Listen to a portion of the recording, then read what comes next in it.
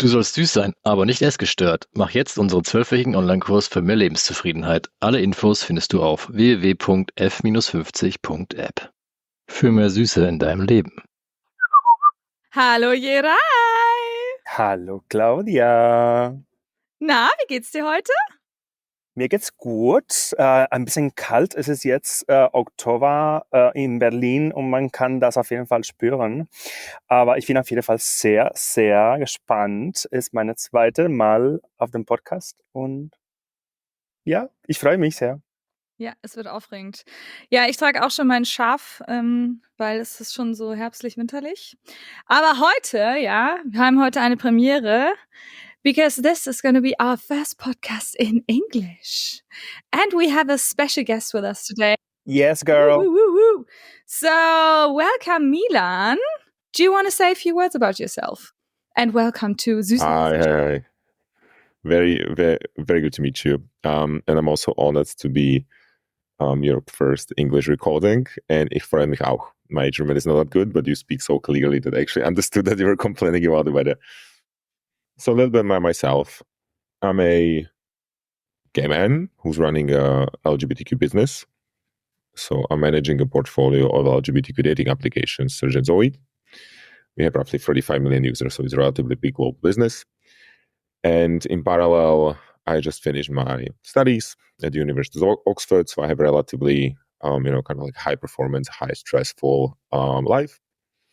And in parallel, I have a little bit of history with bulimia and a little bit of something that I would call, like, I don't know, functioning bulimia. It's a little bit like a black magic where, like, yeah, it's like there is a lot of pressure, but at the same time, it kind of like I learn to channel the energy in a way that kind of works for me.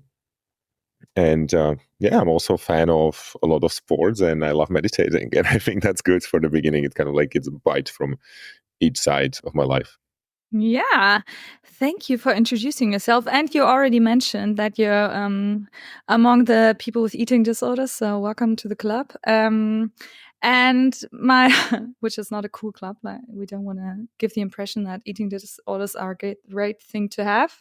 So I usually start by asking, how did it start? Because an eating disorder, well, sometimes it comes out of nowhere, but when did it start? How was that for you? What happened? Can you pinpoint, the situation? Can you tell us what triggered the whole thing? So I was, all good, living my happy Eastern European life. And then my parents split. And maybe it was related, maybe not, but I gained quite a bit of weight. Like I was kind of a pretty kid, like up to being 7 or 6. I got a lot of interest from girls. And then all of a sudden I gained like 20 kilograms and I was a fat kid. And it was like a rapid shift.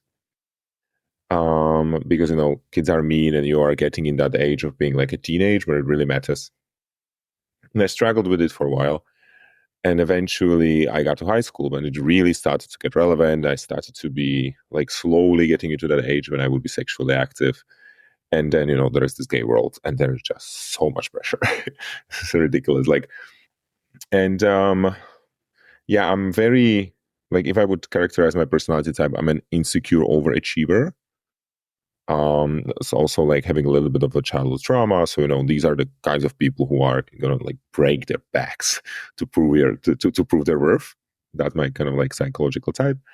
And that just perfectly applied to my dealing with my weight. So eventually, I think I was the second year of high school, I just stopped eating. my daily intake, I remember when it was the most like aggressive was maybe like 600 calories, 700 calories. And you can't see that now, but I'm 2 meters tall. I have 197. I'm a very tall man. And I know that my weight eventually got to like 70 something kilograms, which is very slim. And this continued for almost a year. And I mean, I wouldn't say I ever got to like being satisfied with my body, but it was in a certain like perception, was very rewarding. You kind of like see the progress, you are like investing energy into it, you kind of like train your will. It's in a weird way like a project. Obviously very unhealthy project, and it was awful, but yeah. And then eventually at the end of the, like, it gets more and more and more and more demanding as you are, because at the beginning it's relatively easy to lose weight. Eventually you just have to stop eating completely, right? And then my body started to fight me. And I was living alone. I was 17. But I would visit my mom a lot, right? And at home it was relatively easy to keep the diet because you just don't buy food, essentially. But when I visited my mom, it was more difficult. And obviously she was disturbed with what is happening with her son. So she would have food. And then my completely starved body would just flip the switch, and I would eat, I don't know, 2,000-3,000 calories in one sitting. My body is not used to it. I would get incredibly sick. Also, mentally, it was very difficult. You feel like you failed, whatever else. And that would kind of start the bulimic episodes. I didn't have, I never got to the moment when it would be really bad, when I would not be able to eat anymore without vomiting, for instance. But I definitely had a few bulimic episodes, which was very, very disturbing. And yeah, then I think the other part of the story is how it got better and how I'm doing now. But I think that was kind of the start. And when did you realize that you had a problem? Because up to now, it sounds more like, well, the project is going well in Gänsefüßchen.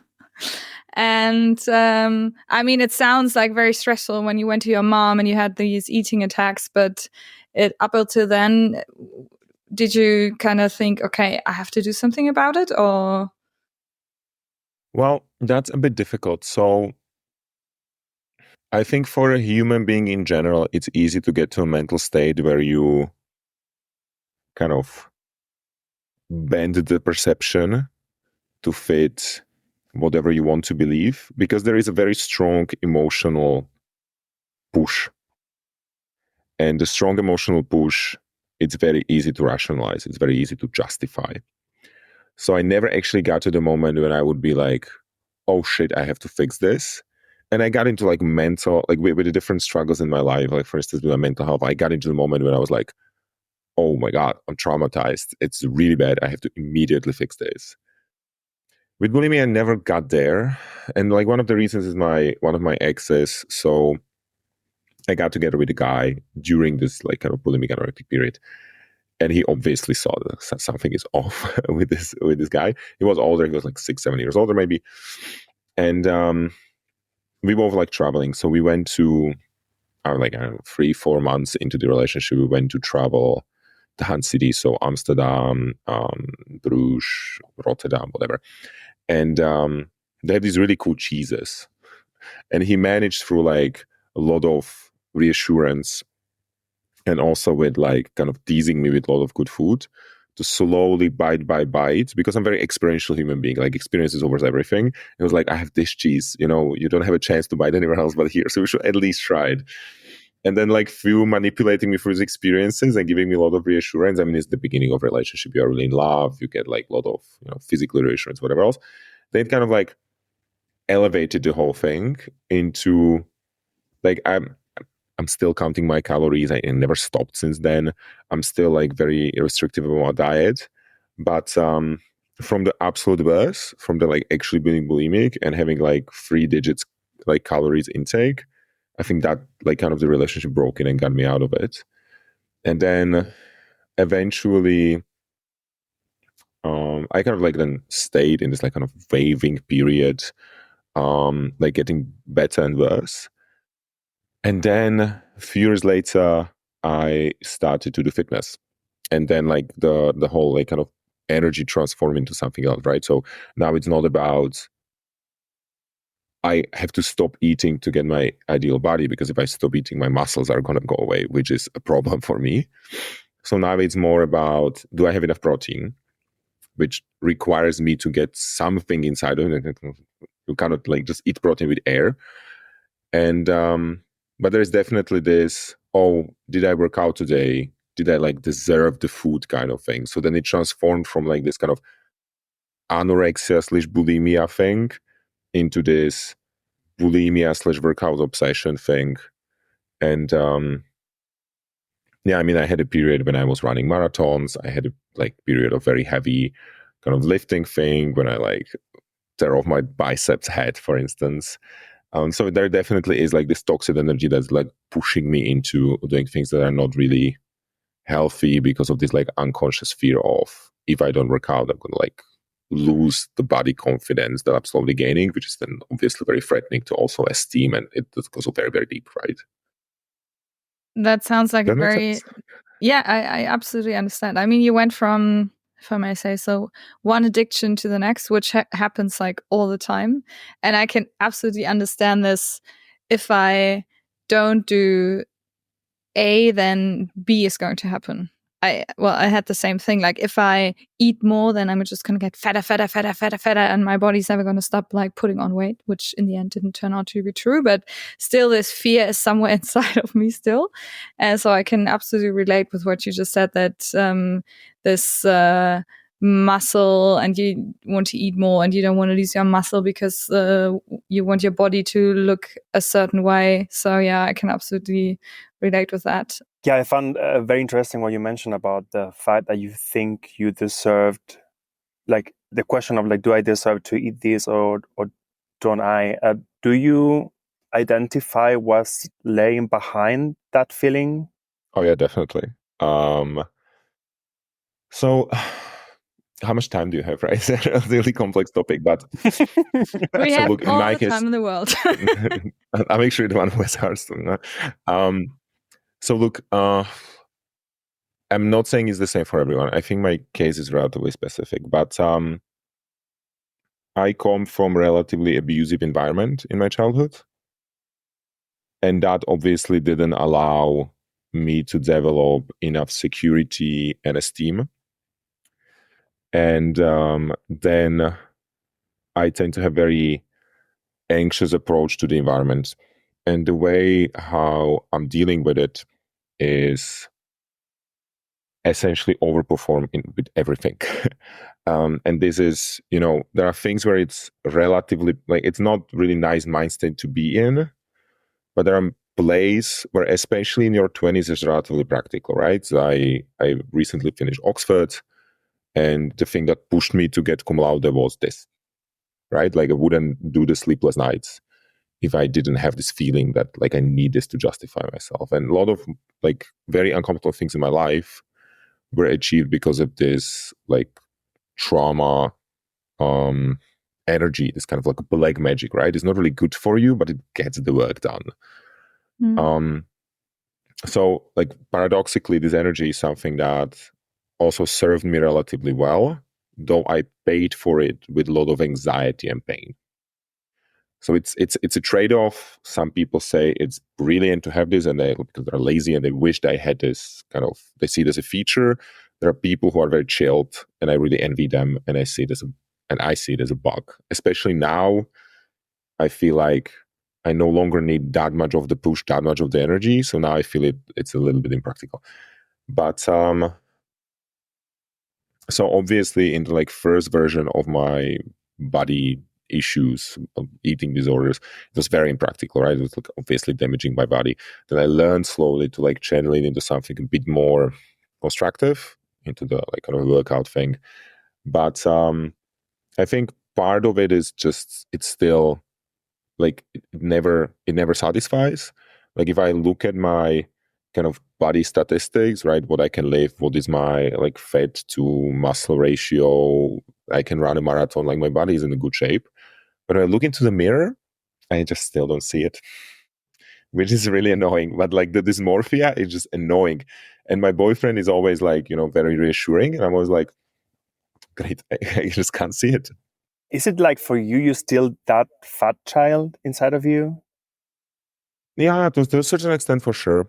But I think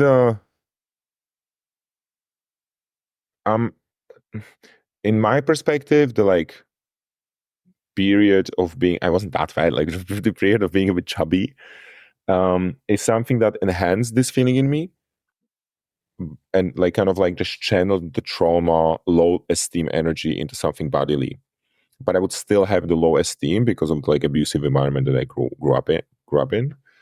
But this like kind of additional, I'm reluctant to call it trauma because it's not that deep, but this additional negative continuous experience from my childhood just like channeled the thing because I didn't have the space to build kind of like a physical esteem, as opposed to, I don't know, like now that I have my career esteem built, I no longer have this feeling of like I'm not doing well enough because I had a few years of relatively like honestly good luck and a relatively good performance. So there I don't feel it anymore. But in the physical sense, there I'm still kind of fighting it. It's something that's probably I mean, what I hear always is this: I don't think I'm good enough. I have to be the best of the best to prove to myself that I'm good enough. I can relate to that stuff totally. Like I think the main reason why I studied informatics is because I thought if I finished that, I would think I'm good enough. I finished it and I was like, oh, that wasn't that difficult. Everybody can do that. So it didn't really help me. How are you? And that sounds so like, to compare so much to what you say, that whatever you do, it's never going to be good enough. No, I mean, it's definitely a fallacy.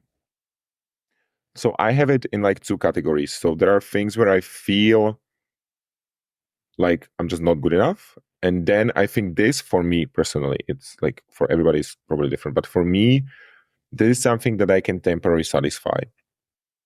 So right now, for instance, I'm not struggling with my kind of career, like where I am in terms of my professional life. There, I feel like, okay, it's going okay. But what is completely illusionary, and I know that some people manage this, I don't, is to draw esteem, to draw satisfaction for the achievement, right? So I remember, and it's such a, I know, a cruel fallacy. Like I remember thinking like, oh my God, if I would manage Forbes 30 under 30, it would be so epic. It would make me so happy. Then I did Forbes 30 under 30 2 years ago. And now I'm like, it wasn't such a big deal. It just doesn't add anything anymore, right? It was the same with like, I dreamed of going to Oxford for a decade.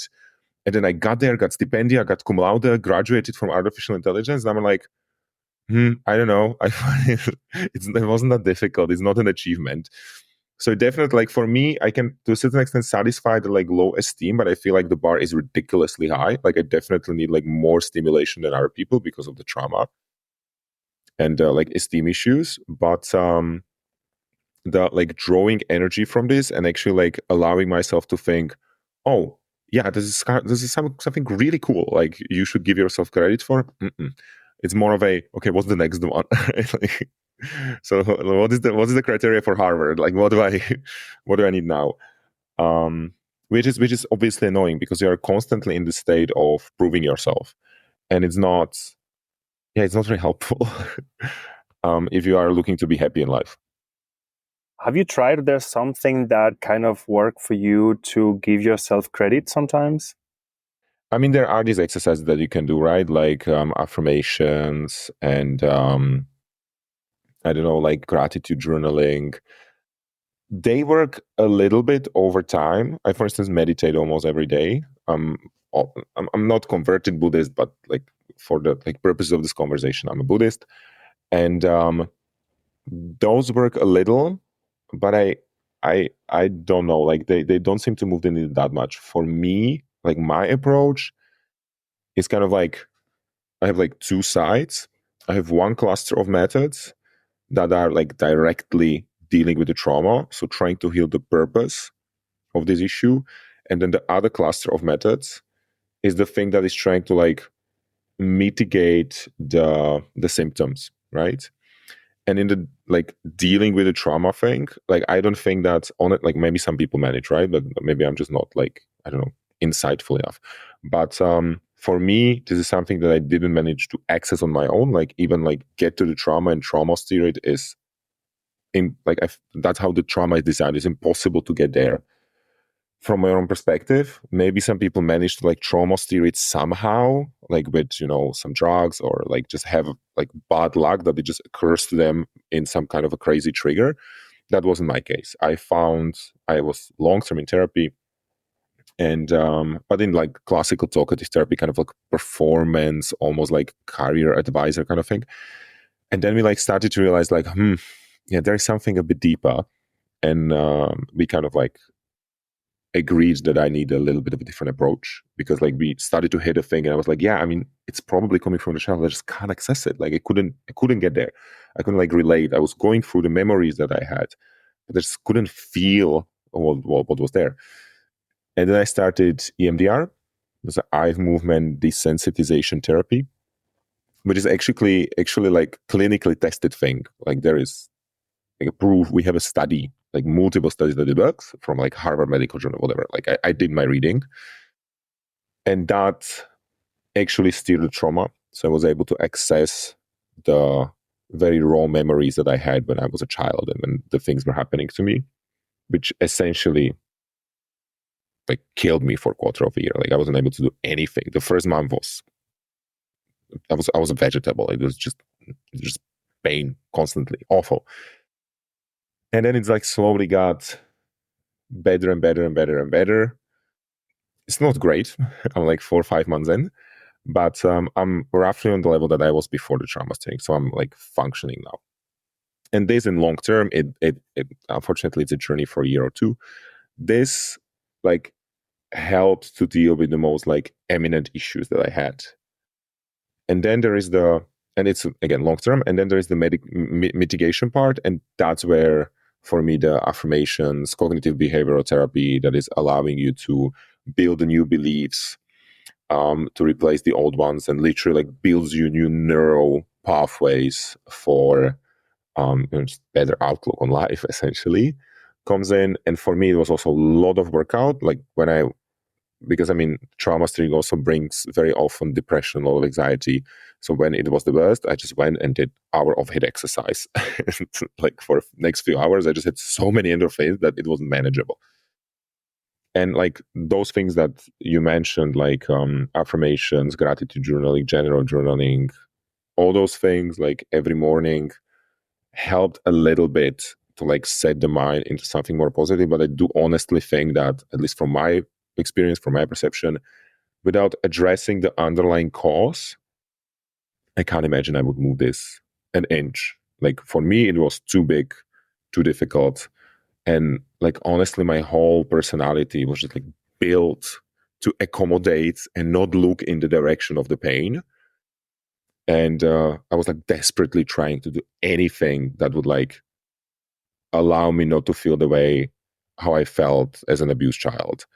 And the working out and getting the body image and the fancy diplomas and CEOs and Forbes blah, blah, blah, blah, blah, all these like badges was just like my efforts to pile up the success to prove that I'm not worthless.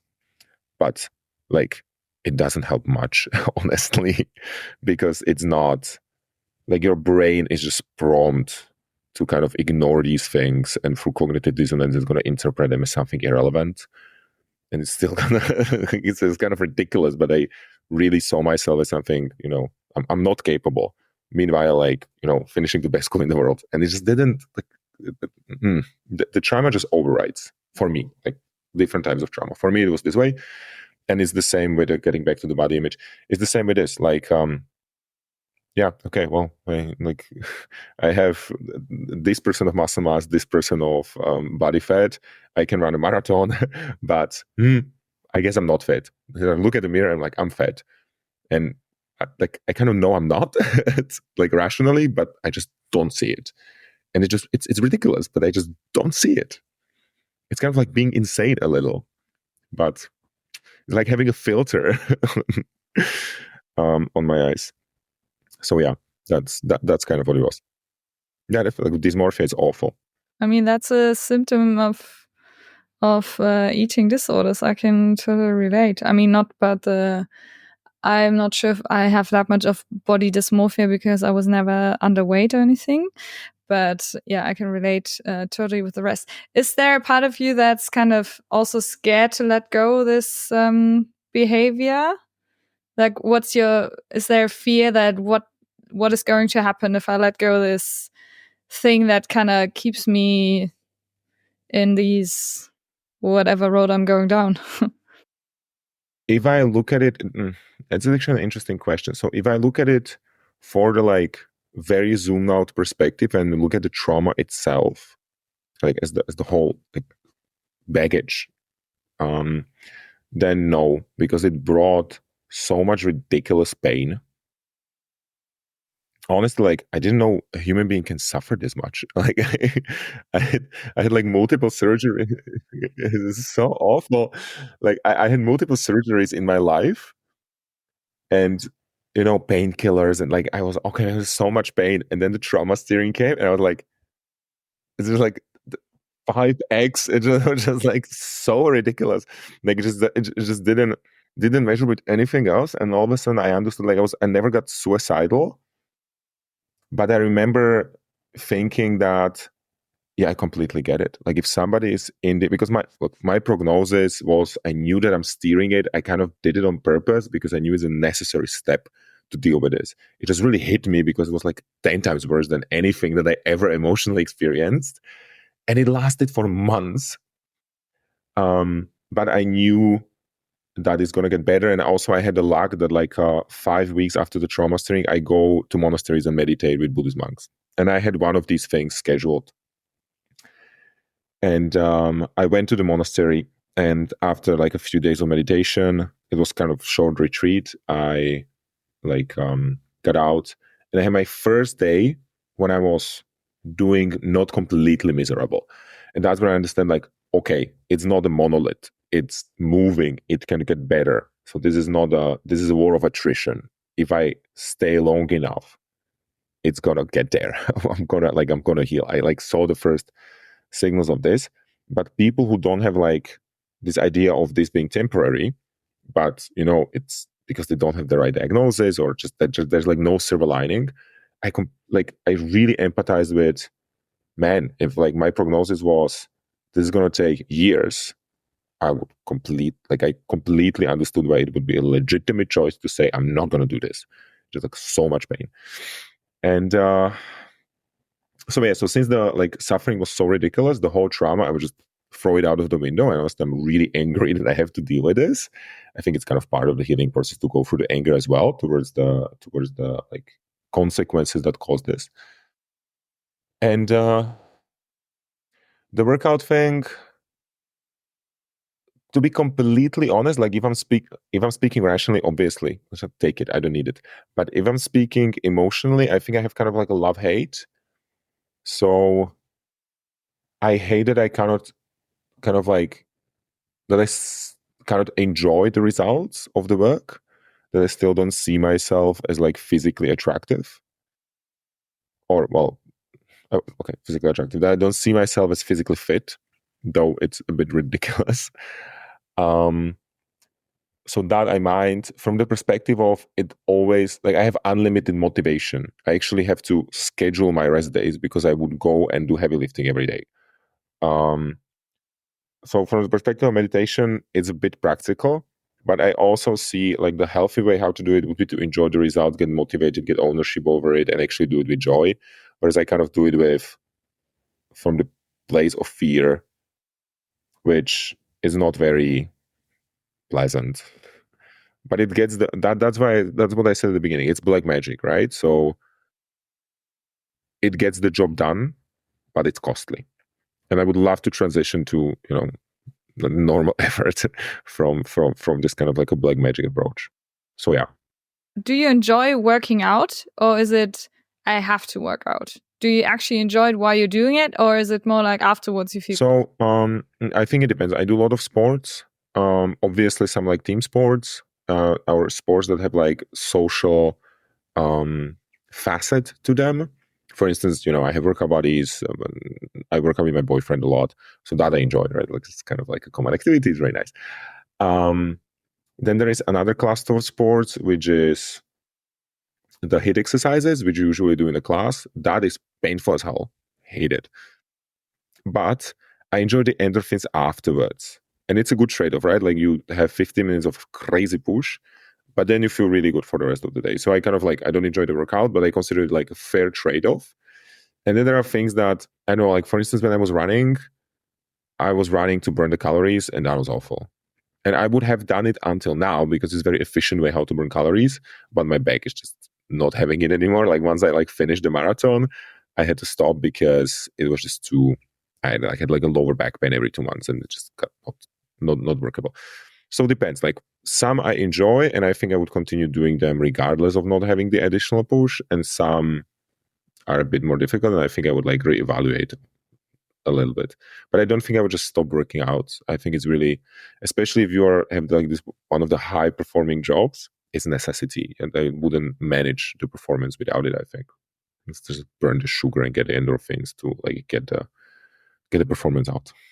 I'm hearing from you a lot of compensatory behaviors. No, you were mentioning like being this overachiever and like doing a lot of sports and like somehow try to tackle like a lot of your insecurities. And I was wondering, what does the role of being a man and a gay man played in all this for you? Okay, I would split it. I think being a man in 21st, and this is a very unpopular like opinion, but I think being a man in 21st century in Western hemisphere, it's actually really tough. I feel like, especially like in my circles, I started academic debating when I was like 14, and it's like very high performing kind of group of people to grow up in. There is crazy pressure. Like you have to achieve, you have to be successful. But like from when I was a teenager, if there were people who didn't go to like international universities, I was born in Slovakia. So if you didn't go to international university, ideally to Britain or US, then you were like, what are you doing with your life kind of thing. And I think there is kind of like this kind of very soft narrative in our society and the lore that our society is built around, where the man just gets like really, really a lot of pressure on, provide, achieve, prove yourself, earn a lot of money kind of thing. So that didn't help. Paradoxically, being gay, I was very privileged because despite of being from Eastern Europe, I mean, Slovakia doesn't even have registered partnership. Like, I mean, we are 100 years behind like liberal countries. But that's one of the reasons I don't live there, by the way. And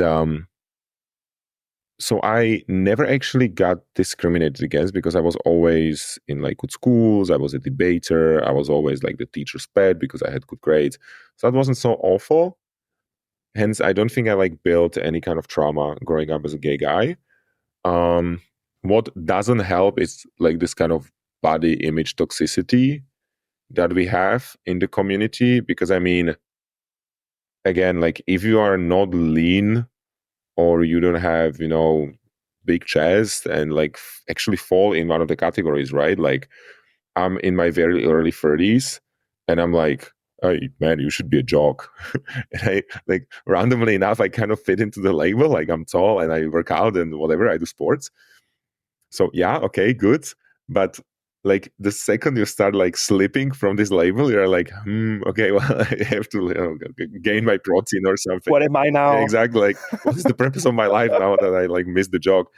And then, eventually I will have to transition to daddy. So that's also like another body transformation. Yes. Can I interrupt? Can you please explain to someone who doesn't know those labels? So what are those labels? Now I'm being very this is not necessarily how it goes. This is more of a joking way how to portray the journey of like the ideal body shape of a gay man. And again, like it's there's a lot of flavors, whatever else. It's more of a joke. But initially you start as a twink, skinny, boy looking, right? Then you slowly become a twang, so you are kind of like an aging twink kind of thing, I guess. And then some people transition, some people stay in the twang, and some people transition into a jock, which is what I tend to be identify as. So you are, man in your late 20s, early 30s maybe, and you do sports, right? You are like it's kind of like a rugby player thing, or gym bro or something like that. And then slowly people, kind of fit muscular. Yeah, sort of, the how do they call them? The muscle queens, whatever. I don't know. There's so many labels.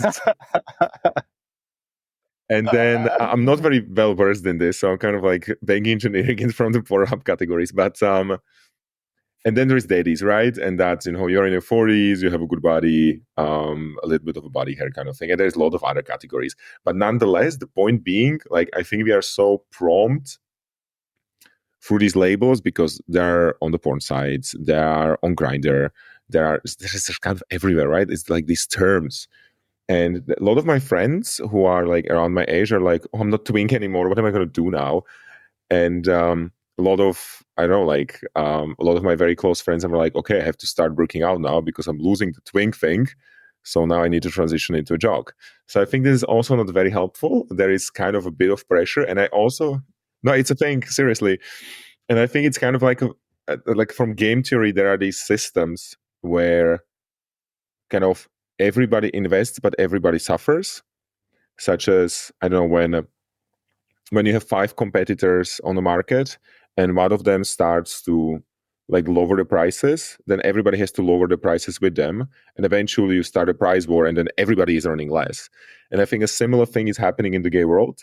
So some people started to compete for attraction by like getting really ripped, but then like everybody else had to keep up because then they were not competitive. And now it's on the level where it's ridiculous and people take steroids and it's like such a mess.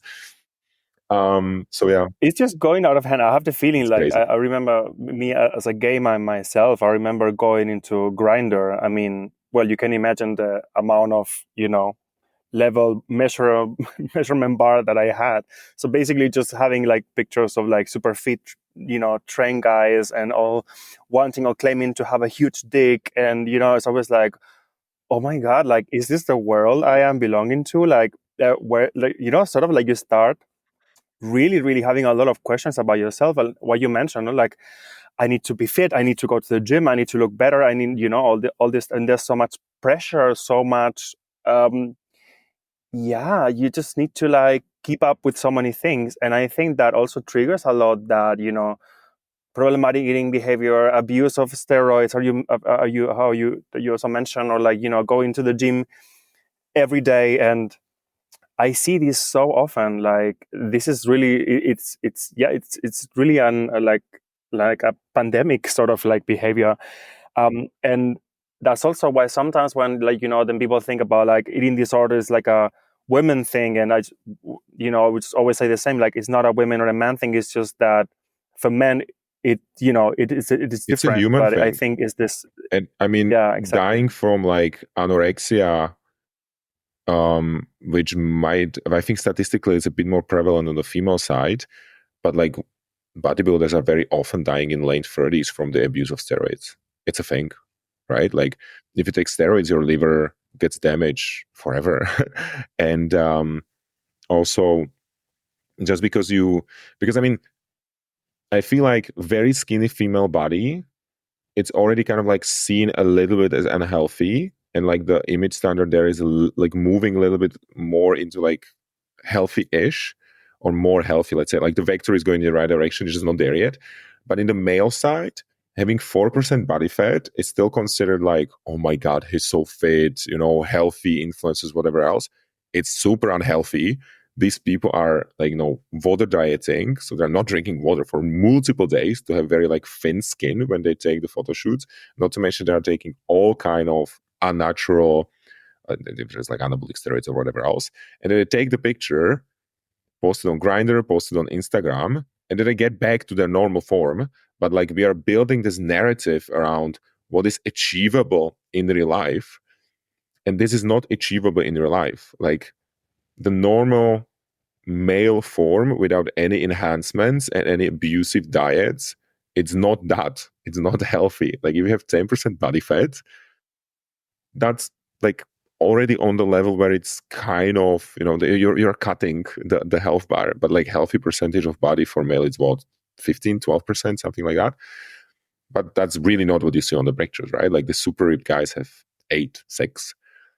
So no, I agree. I think there is a lot of pressure, and I also think it's like, if you are part of that category, like if you are keeping up with being twink, twang, whatever else, jog, then you are also not feeling good because there is this anxiety of losing it. There's this anxiety, and within that category, there's obviously also some social structures. So okay, fine, like, people label me as jog, but I can be more jockey. and then you have people who are outside of this category, and then they're like struggling of not being inside of it. So I just think like whether you have it or not, it's always like awful because there's just so much pressure. And then we are like surprised that there is this like prevalence of mental health diseases in LGBTQ youth. I'm not saying that it's all attributed to body image, but there is just like, acceptance of the society, our rights, and then there's just so much pressure of the like very over-sexualized community, and just in general doesn't help. And like I actually checked the data recently because like I'm running a gay dating app, so it's a thing that I live with, right? And what was it in US? 4x the prevalence of depression and like mental health diseases of LGBTQ people as compared to general population. And general population is already awful. Like, Alpha or like Gen Z, it's catastrophic. Also Zillennials, which is my generation, we are not doing super well. But like the generations underneath me are like apocalyptic. And then you have the subset of LGBTQ people, which in Gen Z is almost 20%. And that like depends on the disease, but 3x, 2x, 4x, just everybody is suffering. So then you would, okay, fine, our GDP is growing, but are we really doing it right if people have this much issues just to like function as a general human being? Totally. Do you remember the first time when you realized, wow, if I want to be sexually successful in the gay world, I need to be fit, I need to be muscle? It's a bit scary, but no. And I think the reason for that is, I think I kind of always knew. It's just, I don't think the realization ever came. It was a given, right? But I like, to be completely fair, I don't think this is gay world specific.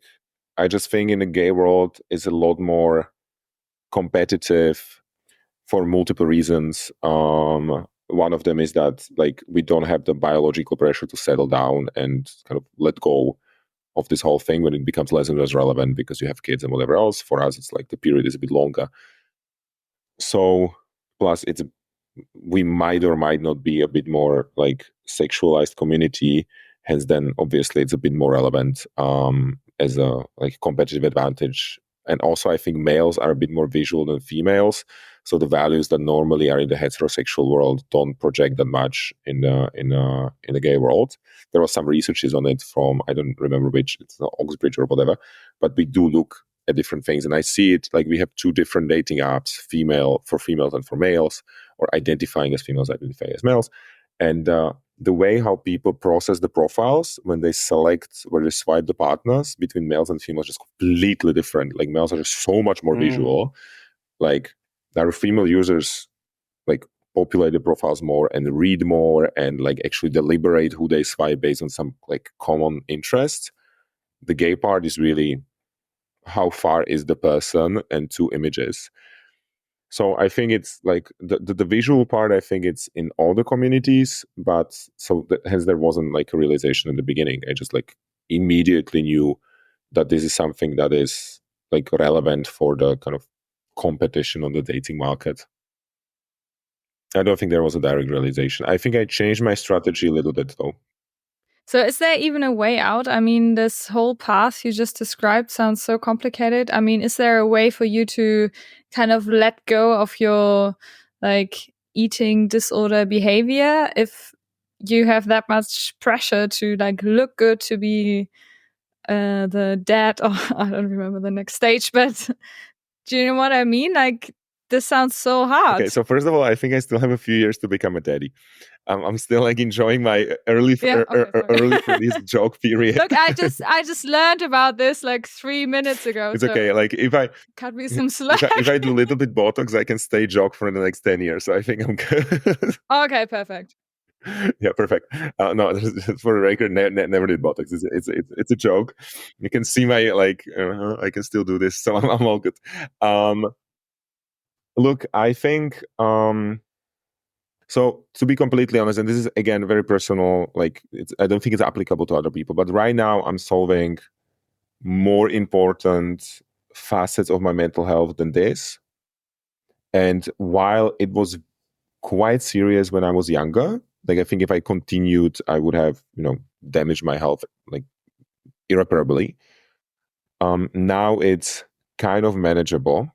And I must say, and this is really important observation actually, as I'm like going through the like trauma resolution, when it gets worse, like when I had the trauma steering and it was really, really bad because I was facing the thing that I was trying to not face for 30 years, it got really bad.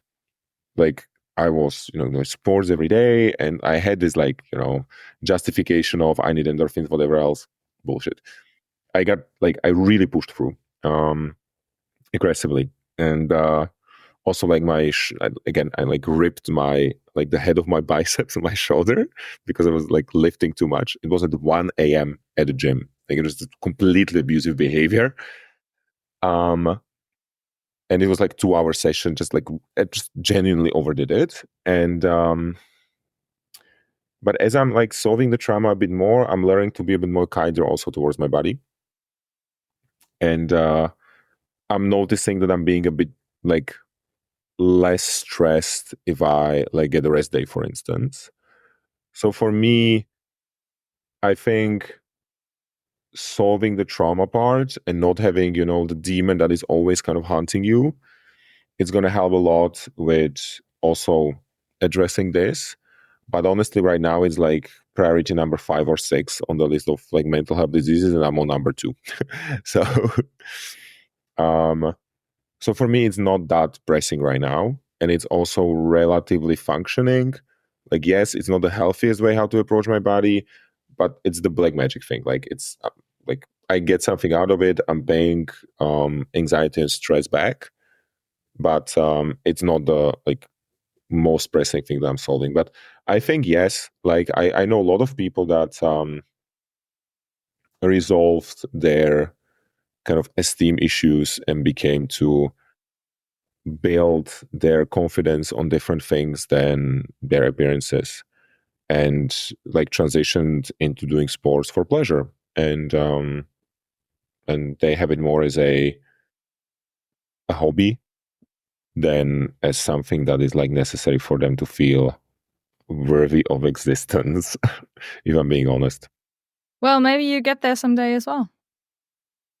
If you're going down the list. Yeah, hopefully soon. I mean, I'm pretty like I'm spending a lot of energy on resolving my trauma. Like it's not a full-time job, but like I could take 1 or 2 consulting clients instead of this.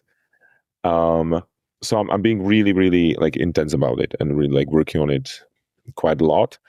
Hence, I would hope that like these things start to dissolve if nothing like goes horribly bad sometime next year, and then hopefully I can like transition some of the activities into something that's a little bit more joyful and a little bit less anxiety fear driven. Yeah, and maybe all this behavior loses its power over you, because at the moment it's a tool. Maybe you don't need that tool anymore. You never know. Yeah, hopefully it does. We should like check in again in the year. We will. I can tell you whether it moved forward or if it's still, just the same old. Well, hopefully it develops. Milan, there's something that you would like to see. Is there something that you would like to say to other men who are maybe suffering with eating disorder, like you do or you did, and something that you think that might help them in one sentence? I would maybe address it to generally people who suffer with mental health, which is like obviously it's a big category in. I think it's really important to realize that for a lot of the issues there is a solution. And for me, it was a game changer when I took an ownership and realized, okay, man, like get a new therapist, start doing the exercises, get a very strict agenda, treat yourself, be charitable, and like really like it's a project. Take it into your hands, start doing things, and it gets better. It's not hopeless, and do ask for help. That is really, really important, because one of the strongest predicament of getting better in any mental health issues is do have supportive environment, and the supportive environment is only supportive if they know that you need support. All right. Thank you. Thank you so Thank you much. for Brilliant. telling us your story today. We'll check in again next year, see how you've progressed. And Fantastic. part 2. Part 2. Indeed. All right. It was a pleasure hearing your story. Thank you so much. You share so many things, so many parts of your story that I'm sure a lot of people hopefully might relate, and it will be helpful for them. So really, really a big thank you from the two of us. It's my pleasure. Fantastic to talk to you. Thanks a lot. And as always, if you want to ask questions or have anything to say to us, send us an email at podcast@f-50.app. And you'll hear from us again next week. Yay! Bye-bye. Bye-bye.